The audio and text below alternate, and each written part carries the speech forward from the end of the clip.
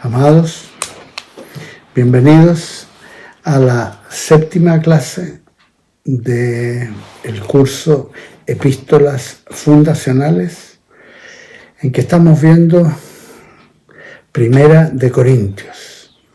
Y hoy día vamos a estar en el capítulo 3, a partir del versículo 1 y hasta el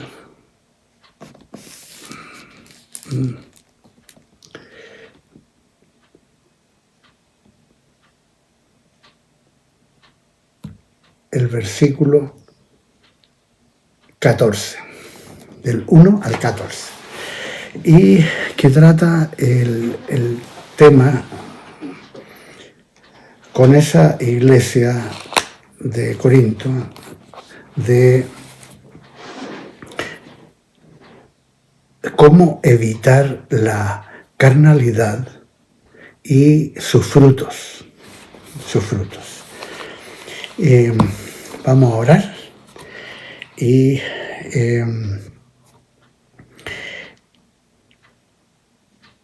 si pudieran cerrar sus ojos y nos ponemos en las manos del Señor. Señor Jesús, bendecimos tu nombre, nuestro Señor y Salvador. Te damos gracias por todo, por la salvación, el perdón de pecado, la vida eterna. Te damos gracias por el Espíritu Santo, que nos llena, nos guía, nos da entendimiento, revelación de la palabra de Dios. Nos ponemos en sus manos, en el nombre de Jesús, y que todo lo que hagamos sea para la gloria del Padre, del Hijo y del Espíritu Santo. Amén. Justo que vamos a hablar de este tema, y el pastor Mauricio acaba de escribir, y está saliendo a la publicidad, este librito que se llama Vida en Abundancia, y que justamente trata los temas que vamos a cubrir hoy día. Así que este librito lo pueden pedir ahí en Koinonia, y muy bueno. Leamos entonces Primera de Corintios 3, y vamos a leer del versículo 1 y 2. Dice, de manera, está escribiendo el apóstol Pablo, de manera que yo, hermanos, no pude hablaros como a espirituales, sino como a carnales, como a niños en Cristo. Os di a beber leche, no alimento sólido, porque aún no erais capaces, ni sois todavía capaces, porque aún sois carnales. Es destacable que Pablo reconoce como hermanos a estos creyentes carnales, inmaduros en la fe. Niños en Cristo, dice, que no han crecido, no han madurado, y en su carnalidad de inmadurez, sus confianzas, sus afectos, estaban produciendo un efecto divisorio en la relación de comunión que debe estar presente en los hermanos y hermanas de la iglesia. En vez de eso, el fruto de vida inmadura, carnal, estaba produciendo lo contrario. Porque dice en el versículo, leo del versículo 3 al 5, porque aún sois carnales. En efecto, habiendo entre vosotros celos, ahí está ese fruto, contiendas y disensiones. ¿No sois carnales y andáis como hombres? Pues cuando uno dice, yo ciertamente soy de Pablo, y el otro, yo soy de Apolos, ¿no soy carnales? Aquí destaca que estos hermanos no están caminando conforme al Espíritu de Dios, sino conforme a valores del mundo, promoviendo la desunión del cuerpo de Cristo, con lealtades divididas. En el versículo 5. ¿Qué, pues, es Pablo? ¿Y qué es Apolos? Servidores por medio de los cuales habéis creído, y eso según lo que a cada uno concedió el Señor. Esta es la visión adecuada que debe tener todo siervo de Jesucristo, como siendo instrumento útil del Señor en su obra. En el versículo 6 escribe Pablo, yo planté, Apolos regó, pero el crecimiento lo ha dado Dios. Así que ni el que planta es algo, ni el que riega, sino Dios que da el crecimiento. Y el que planta y el que riega son una misma cosa, aunque cada uno recibirá su recompensa conforme a su labor. Porque nosotros somos colaboradores de Dios y vosotros sois labranza de Dios, edificio de Dios. O sea, el mensaje de Pablo está exhortando, pero es incluyente. Los está desafiando a dejar lo carnal, a dejar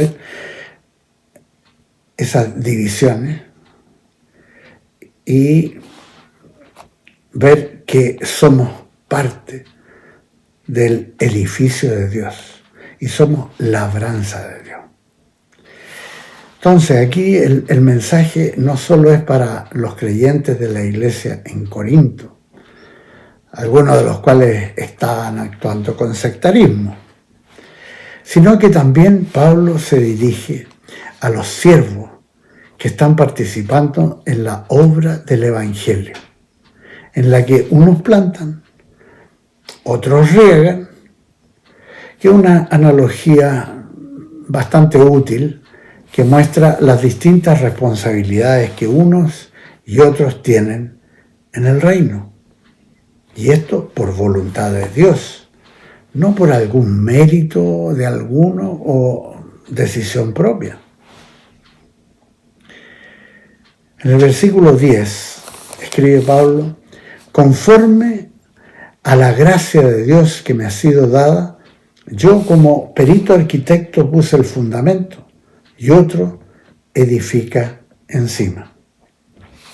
O sea, es realmente conforme a la gracia de Dios dada que cualquier siervo del Señor labora. Y todo siervo en humildad debe considerar que está donde esté sirviendo por la gracia, la voluntad y el poder de Dios. Y Dios determina quién, cuándo, cómo y para qué usar a una o a otra persona. Pero cada uno, escribe Pablo, mire cómo sobreedifica. Claro, cada siervo de Cristo es responsable de lo que edifica o sobreedifica ante el Señor, que es cabeza de su iglesia, de la cual los creyentes son parte. Y en el versículo 11, primera de Corintios 3:11, dice: nadie puede poner otro fundamento que el que está puesto, el cual es Jesucristo. Primera de Corintios 3:11 es una de las escrituras fundamentales de la fe. Y así ha sido destacada por diversos siervos de Dios en los siglos pasados, porque afirma con certeza la centralidad de Jesucristo, dejando fuera toda consideración de algún otro, como era el caso de esos corintios que se identificaban como seguidores de Apolos o del mismo Pablo. Solo Jesús es el Cristo, el ungido, el Hijo de Dios, el Mesías de Israel, fundamento y cabeza de la iglesia que le pertenece. Incluso en la epístola del apóstol Pablo a los Colosenses, en el capítulo 1, podemos leer al respecto del versículo 15 al 20 lo siguiente respecto de esta doctrina. Cristo es la imagen del Dios invisible, el primogénito de toda creación, porque en Él fueron creadas todas las cosas, las que hay en los cielos y las que hay en la tierra, visibles e invisibles. Sean tronos, sean dominios, sean principados, sean potestades, todo fue creado por medio de Él y para Él. Y Él es antes que todas las cosas, y todas las cosas en Él subsisten. Él es también la cabeza del cuerpo, que es la iglesia, y es el principio, el primogénito de entre los muertos, para que en todo tenga la preeminencia, porque al Padre agradó que en Él habitara toda la plenitud, y por medio de Él reconciliar consigo todas las cosas, así las que están en la tierra como las que están en los cielos, haciendo la paz mediante la sangre de su cruz. A pesar de estas escrituras, en los siglos, muchas iglesias sincréticas, o sea, esas que mezclan un poco de cristianismo con alguna otra creencia, sincrética, abiertamente contravienen a la centralidad de Jesucristo. Cambian, ponen y añaden otros fundamentos, ya sea mal usando la persona de la Virgen María, la Madre de Jesús, o cambiando la naturaleza y el rol de Jesús, como lo han hecho en los siglos los mormones, los testigos de Jehová, incluso los adventistas. ¿Y para qué hablar de los católicos, de la Iglesia de Roma? ¿Para qué hablar de las ramas de la Iglesia ortodoxa? Esto es, las dos versiones actuales de la iglesia establecida por el emperador romano Constantino en el año 325, cuando convino el Concilio de Nicea, donde estableció las bases de una religión pseudo-cristiana con organización monárquica,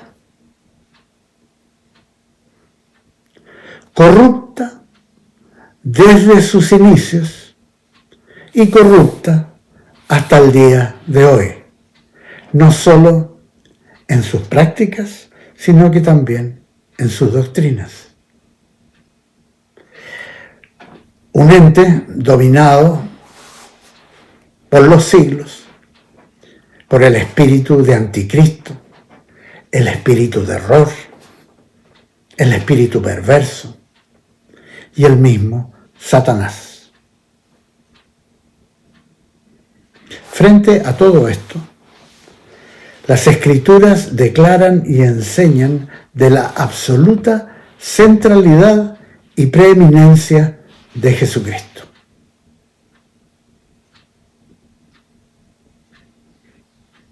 Recuérdense, 1 Corintios 3:11, porque nadie puede poner otro fundamento que el que está puesto, el cual es Jesucristo.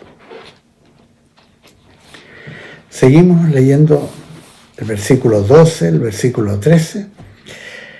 Escribe Pablo: si alguien edifica sobre este fundamento con oro, plata y piedras preciosas, o con madera, heno y hojarasca, la obra de cada uno será manifiesta, porque el día la pondrá al descubierto, pues por el fuego será revelada. La obra de cada uno, sea lo que sea, el fuego la probará. Bien claro. En esta analogía, Pablo deja manifiesto que la obra que hagan los siervos, los fieles del Señor, será probada ampliamente para dejar en evidencia su fundamento, sus formas, sea lo que sea, si ha sido hecha para la honra y gloria del Señor o no, para la propia de alguna persona. Y la prueba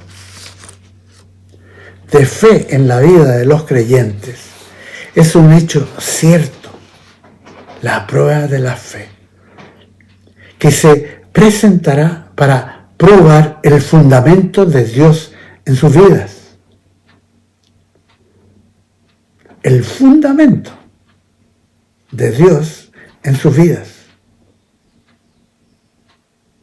Un tema que trató también el apóstol Pedro y que aparece en su primera carta en el capítulo 1, y leemos del versículo 3 al 7,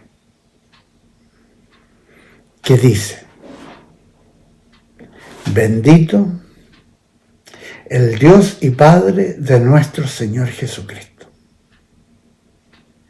que según su gran misericordia nos hizo renacer para una esperanza viva. Ahí aparece la doctrina del nacer de nuevo.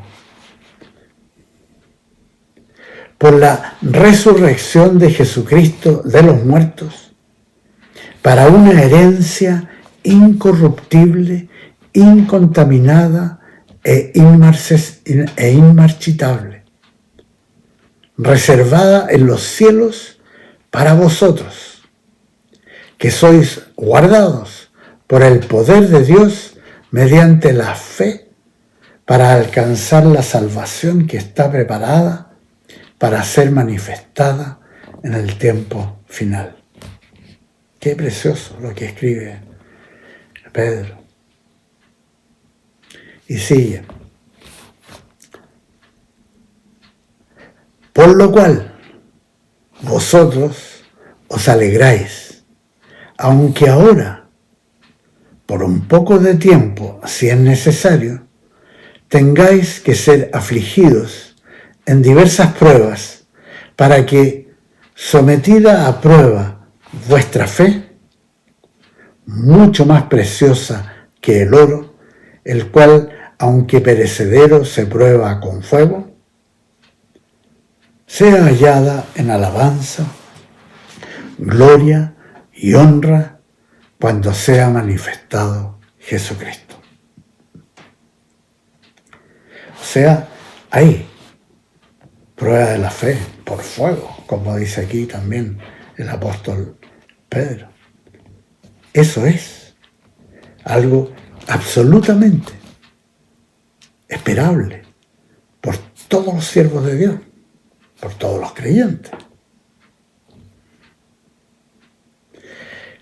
Y uno ve aquí también en el apóstol Pedro al final, cuando dice, cuando sea manifestado Jesucristo, esa salvación,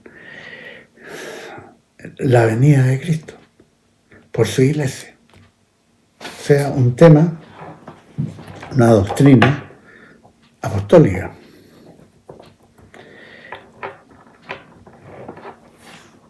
Amados, que en nuestras vidas, el fundamento sea Jesucristo.